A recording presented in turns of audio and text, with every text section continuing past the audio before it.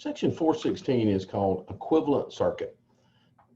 Anytime you're working in a technical field and you're wanting to work at sort of a different level in the sense that you're working at the engineering or engineering technology level to where, you want to be able to, make predictions and variations and applications.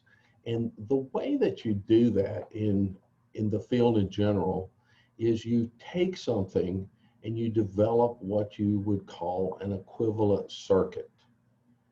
That way, you don't have to look at every individual electrical machine as a standalone thing, right?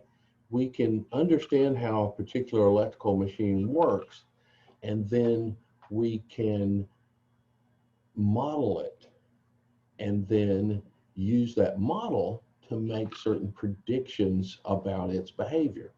Okay, so that's sort of an upper level right way of thinking through this stuff, and that's what we're trying to get to. And so you want that equivalent circuit to be as simple as possible, and especially in the world that we live in today, where everything is virtualized, you know, and you model things with software and so forth and so on before you actually build them. This is kind of like where an equivalent circuit has its applications. So let's build an equivalent circuit for that parallel or shunt generator that we've been talking about. Here is that shunt generator, and look how simple this representation of that generator is. And based on what it is that we're needing to determine, maybe this is all we need. Maybe this is all the equivalent circuit of this generator, DC generator, that we need.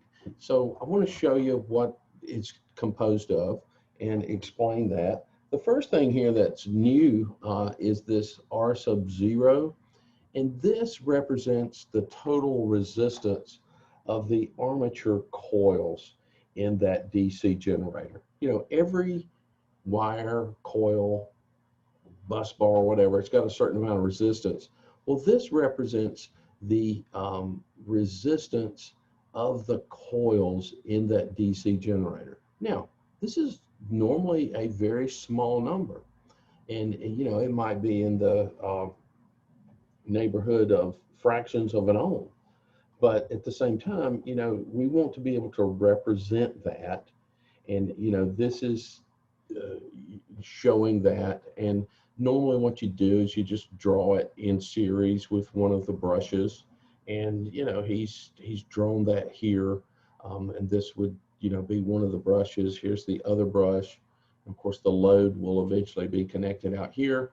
Here's the armature, and he's showing a polarity there just for reference. We could just as easily put that here. We could just as easily put R sub 0 here. But it's just a designation, just the use, the way that we're viewing this particular thing. And then the other thing that we notice here is the field, and here is the shunt or parallel field, and that is normally designated as F1 and F2. We'll see that in the lab when we go to connect this up. We'll see those designations when we're looking at schematics and connection circuits. And so this is this equivalent circuit, and it's just what's really neat is the simplicity of it all. And this is what we want to be able to develop for every type of electrical machine that we work with. One other thing too, I didn't mention, and this is in the text, this R sub 0 is the winding and conductor, resistance. And also, if there are interpoles, we know what interpoles are now. The interpoles, alleviate the armature reaction in this DC machine. So this R sub 0 would incorporate all of that in the equivalent circuit.